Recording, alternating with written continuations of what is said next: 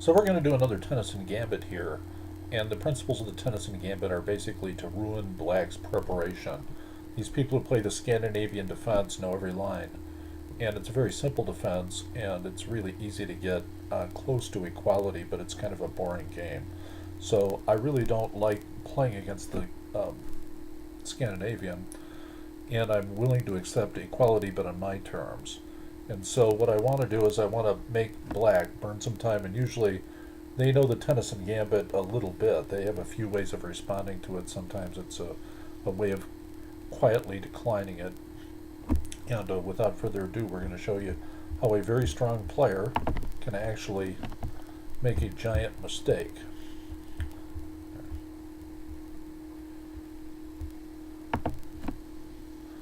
There, we're going to turn on our engine. We're talking about simple traps once again. So this is the Tennyson Gambit. Interestingly, this engine suggests that declining it with e5 is the best move. And frankly, I have some of the most trouble playing against that. So now it says knight to c. Now it's changed its mind, bishop to c4, which is probably the correct move because it allows you to seal in the white squared black bishop. So these are all book moves at this point, except that. That move has been played against me a number of times, and now it suggests I don't allow him to double my pawns and I take with the c knight, which I do not believe I do. And interestingly, instead of an even game, now it says I have the most minute advantage. So it allows this to happen. Interestingly, it wants a retreat of a bishop at this point to probably to avoid c6 d4, or rather c3 d4 with tempo.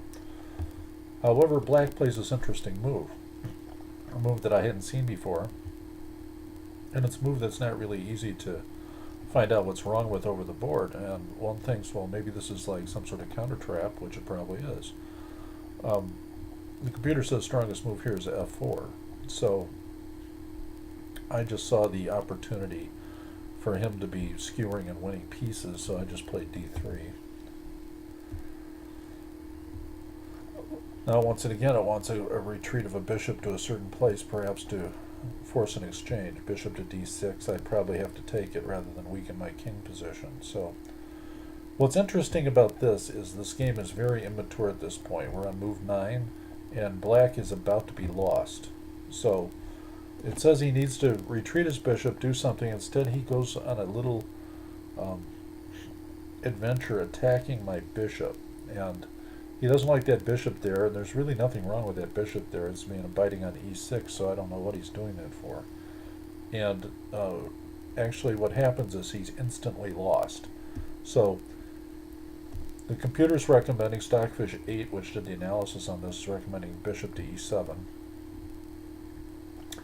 He played knight to a5, and if you can just look at this for a second, maybe you can see why bishop to e7 is the recommended move, because it covers the g5 square. So he's instantly lost when he moves that knight and doesn't cover that g5 square. What's wrong with the g5 square? Well, this is what's wrong. So he went from being fairly even to down 7. And as you can see, this game is basically over at this point. And we could play it out and do a lot of hilarious things. I think he took the knight on e4, so and try to continue on for a couple moves, but he should have just resigned. As you can see, it's very easy to lose against the Tennyson Gambit just in 10 moves. And this was a significantly strong player. So, so much for our analysis today, and I hope you enjoyed this.